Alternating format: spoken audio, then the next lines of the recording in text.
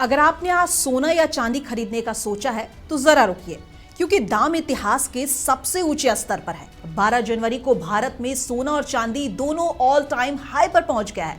जी हां, India Boolean and jewellers association के मुताबिक 24 कैरेट सोना 10 ग्राम पर 3,327 रुपए उछलकर सीधा 1,40,449 रुपए पर बंद हुआ। यानी एक ही दिन में इतना उछाल जितना पहले महीने में दिखता था।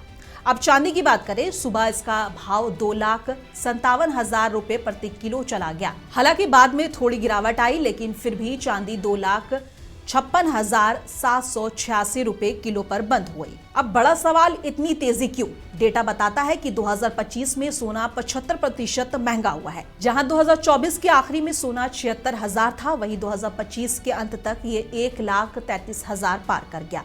चांदी की कहानी और भी चौंकाने वाली है। सिर्फ एक साल में 167% की छलांग, और मार्केट एक्सपर्ट का कहना है कि चांदी की डिमांड अभी और तेज हो सकती है। इस साल चांदी 2.75 लाख प्रति किलो तक जा सकती है।